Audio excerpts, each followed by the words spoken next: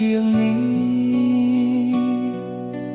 ពេលដឹងថាសង្សារដល់ថ្ងៃរៀបការនោះដែលធ្លាប់ស្និទ្ធស្នេហានោះធ្លាប់សន្យានឹងគ្នា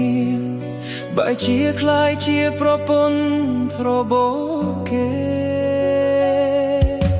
អូនដើរមកប្រាប់ឲ្យបងកាត់ចិត្តបងមិនដែលគិតថាជាការពិតទេដូចមនុស្សគួតស្នេហ៍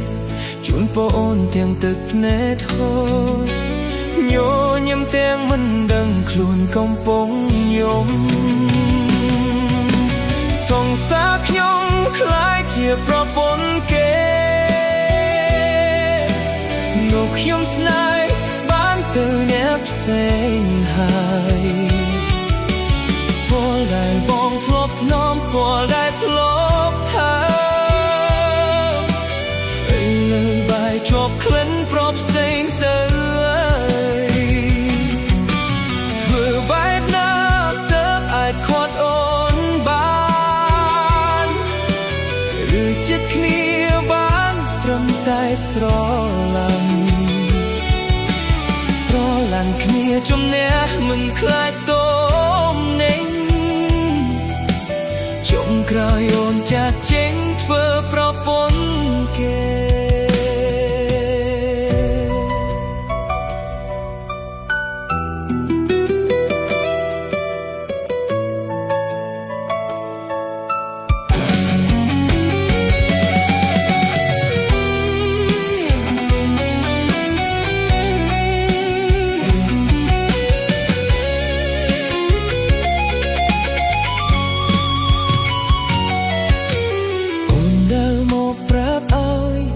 កាត់ចិត្ត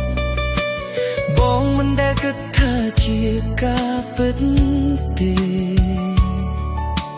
ដូចមនុស្សគួតស្នេហ៍ជូនបងអូនទាំងទឹកភ្នែកហូរញញឹមទាំងមិនដឹងខ្លួនកំពុងយំសង្សារខ្ញុំคล้ายជាប្រពន្ធគេនោះខ្ញុំស្នេហ៍បានទៅអ្នកផ្សេងហើយពលដែលបងធ្លាប់ធ្នមពលដែលធ្លាប់ថាឥឡូវបែរជាប់ក្លិនប្រពផ្សេងទៅធ្វើបែបណាទើបអាចខាត់អូនបាន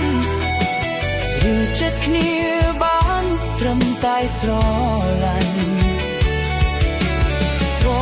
គ្នាជំនះមិនខ្លាចតមនេញចុងក្រោយអូនចាក់ចេញធ្វើប្រពន្ធគេសង្សារខ្ញុំคล้ายជាប្រពន្ធគេនោះខ្ញុំស្នេហ៍បានទៅអ្នកផ្សេងហើយបានឬចិត្តគ្នាបានត្រឹមតែស្រឡាញ់មិនខ្លាចតមនេញចុងក្រោយអូនចាក់ចេញធ្វើប្រពន្ធគេ